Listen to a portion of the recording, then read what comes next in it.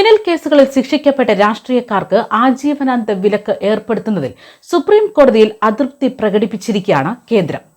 ആജീവനാന്ത വിലക്കൊക്കെ കഠിനമാണെന്നും നിലവിലുള്ള 6 വർഷ കാലാവധി തന്നെ ഏറെ പര്യാപ്തമെന്നുമാണ് ഇപ്പോൾ കേന്ദ്രം സുപ്രീം കോടതിയിൽ അറിയിച്ചിരിക്കുന്നത്.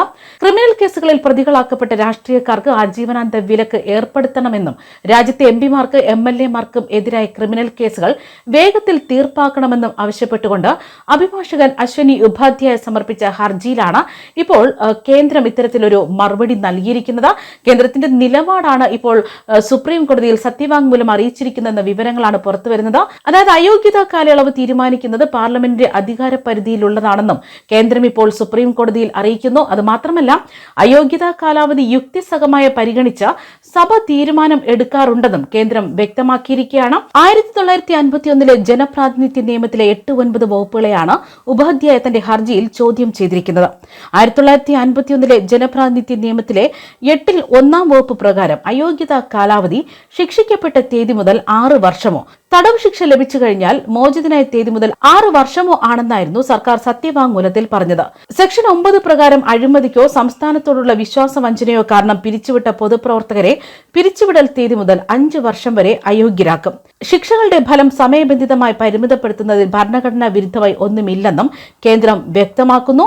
ഹർജിക്കാരൻ ഉന്നയിച്ച വിഷയങ്ങൾക്ക് വലിയ രീതിയിലുള്ള പ്രത്യാഘാതങ്ങളുണ്ടെന്നും കേന്ദ്രം വാദിക്കുകയായിരുന്നു. സുപ്രീം കോടതിക്ക് നിയമങ്ങൾ ഭരണഘടനാ വിരുദ്ധമാണെന്ന് കണ്ടെത്തി റദ്ദാക്കാൻ മാത്രമേ കഴിയൂ. ഹർജിക്കാരൻ ആവശ്യപ്പെടുന്ന ആജീവനാന്ത വിലക്കിൽ ഇളവ് നൽകാൻ കഴിയില്ല എന്നായിരുന്നു കേന്ദ്രം വാദിച്ചത്.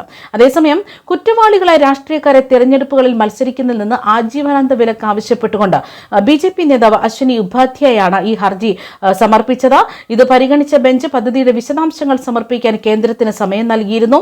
രാഷ്ട്രീയത്തിൽ ക്രിമിനൽ വൽക്കരണം വർദ്ധിച്ചു വരുന്ന സാഹചര്യത്തിൽ ക്രിമിനൽ കേസുകളിൽ പ്രതികളായ MPമാർക്കും MLA-മാർക്കും ആജീവനാന്ത വിലക്ക് ഏർപ്പെടുത്താനായിരുന്നു തീരുമാനിച്ചത്. അത് മാത്രമല്ല, രാഷ്ട്രീയക്കാർ പ്രതികളായ ക്രിമിനൽ കേസുകളിൽ വേഗത്തിൽ തീർപ്പാക്കാൻ പ്രത്യേക കോടതികൾ രൂപീകരിക്കുന്നതിന് പദ്ധതി തയ്യാറാക്കാനും കേന്ദ്ര സർക്കാരിനോട് സുപ്രീം കോടതി നിർദ്ദേശിക്കുകയായിരുന്നു. ക്രിമിനൽ കേസുകളിൽ ശിക്ഷിക്കപ്പെടുന്നവർ MPയോ MLAയോ ആകുന്നതിന് ആജീവനാന്ത വിലക്ക് വേണമെന്ന ഹർജിയിലാണ് ജഡ്ജിമാരായ രഞ്ജൻ ഗൊഗോയ്, നവീൻ സിൻഹ എന്നിവരുടെ നടപടിയുണ്ടായത്. 2014 തെരഞ്ഞെടുപ്പുകളിൽ നാമനിർദ്ദേശ പത്രികയിൽ സ്ഥാനാർത്ഥികൾ വെളിപ്പെടുത്തിയതനുസരിച്ച് ക്രിമിനൽ കേസുകളിൽ പ്രതികളായ 1581 ജനപ്രതിനിധികളാണുള്ളത്.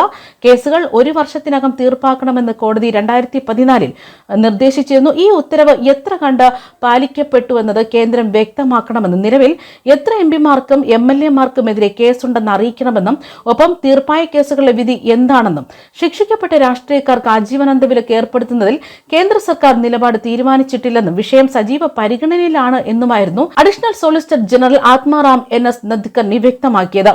രാഷ്ട്രീയം ക്രിമിനൽ രഹിതമാണ് എന്നതാണ് കേന്ദ്ര നിലപാടെന്നായിരുന്നു അദ്ദേഹം വ്യക്തമാക്കിയത്. മറ്റെന്തെങ്കിലും നിലപാട് സാധ്യമാണോ എന്ന് കോടതി മറുചോദ്യം ഉന്നയിച്ചിരുന്നു.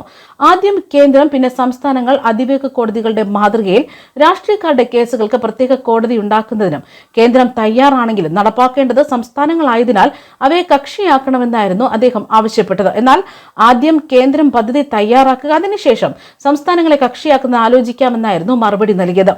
ക്രിമിനൽ കേസിൽ ശിക്ഷിക്കപ്പെടുന്ന രാഷ്ട്രീയക്കാർക്ക് ആജീവനാന്ത വിലക്കെന്നതിനെ ലോ കമ്മീഷൻ ഓഫ് ഇന്ത്യ അനുകൂലിച്ചിരുന്നു. തങ്ങളുടെ നിലപാടും അതുതന്നെയാണെന്നായിരുന്നു തെരഞ്ഞെടുപ്പ് കമ്മീഷന് വേണ്ടി മീനാക്ഷി അറോറ വ്യക്തമാക്കിയത്. ന്യൂസ് ഡെസ്ക് കർമ്മ ന്യൂസ്.